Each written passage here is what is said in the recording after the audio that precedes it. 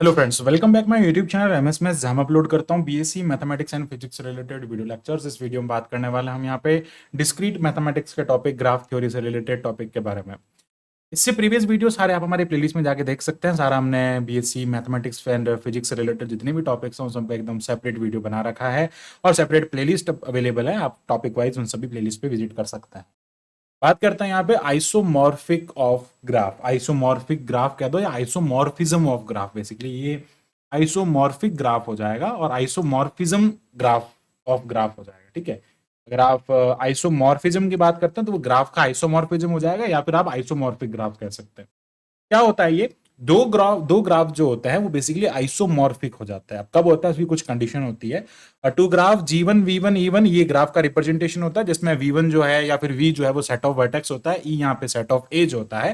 तो basically two graphs G1 V that is set of vertex V1 E1 and G2 is equal to V2 E2 are said to be isomorphic. ये दोनों isomorphic graph होंगे एक दूसरे के if there is a one to one corresponding between the edges and the set of between the edges E1 and E2, इनके बीच में one to one corresponding होनी चाहिए। इसका मतलब ये वन वन होना चाहिए, एक का एक के साथ में रिलेशन।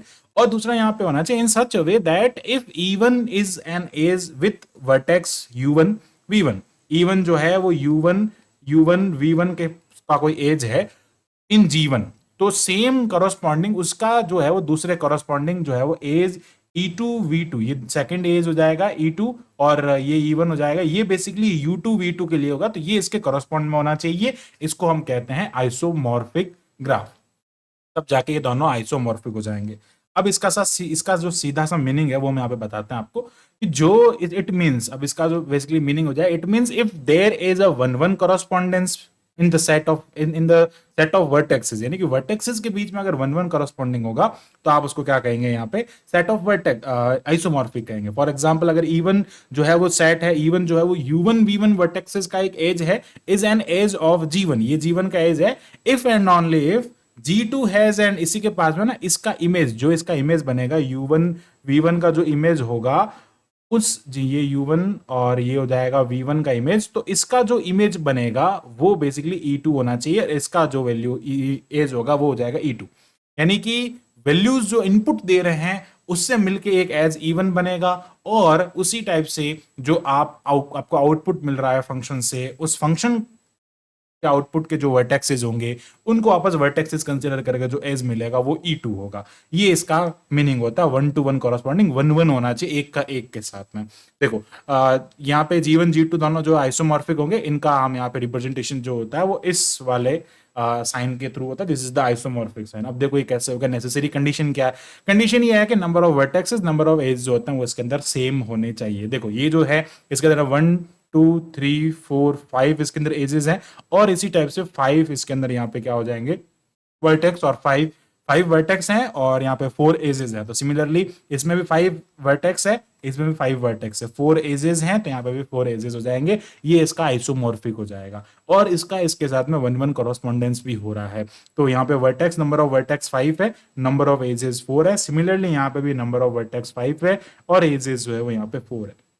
अब जब आइसोमॉर्फिक है तो isomorphic graph must have equal number of vertexes with given degree, degree भी उनकी सेम होनी चाहिए। फॉर एग्जांपल अगर मैं बात करता हूं यहाँ पे ये V1 है, ये V2 है, ये V3 है, this is V4 and this is V5। मान लीजिए अगेन ये V1, ये V2, ये V3 हो जाएगा और ये V5 हो जाएगा और ये V6 हो जाएगा, sorry for that, V4 and V5, ये हो जाएगा V4 एंड V5। तो यहाँ पे अगर मैं डिग्री की बात करता हूं तो बेसिकली डिग्री ऑफ V1 जो है वो कितना है, यहाँ से 1 है क्योंकि ये एक के साथ में कनेक्ट हो रहा है। अगर मैं बात करता हूं डिग्री ऑफ V2 की तो वो कितना हो जाएगा, 1 2 3 4 डिग्री हो जाएगा इसका, तो बेसिकली इसका डिग्री 4 हो जाएगा।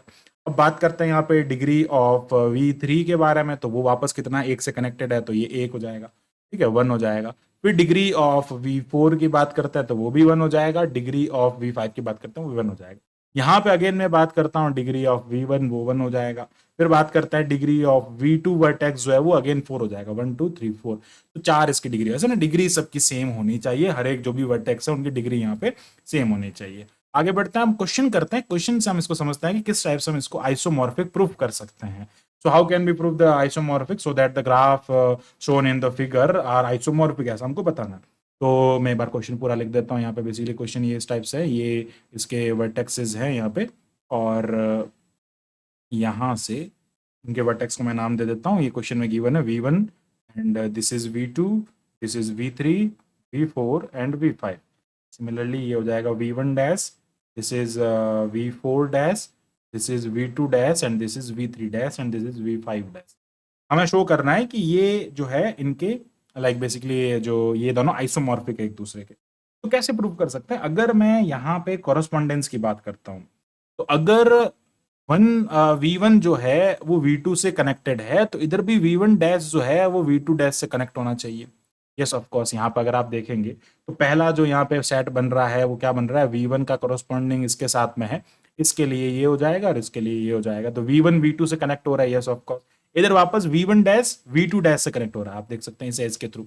सिमिलरली यहाँ पे अगर मैं बात करता हूँ तो V1 V5 से कनेक्ट हो रहा है जाके, तो यहाँ पर भी हम कह सकते हैं कि V1 जो है वो V1 डैश जो है वो V5 डैश से कनेक्ट हो रहा है।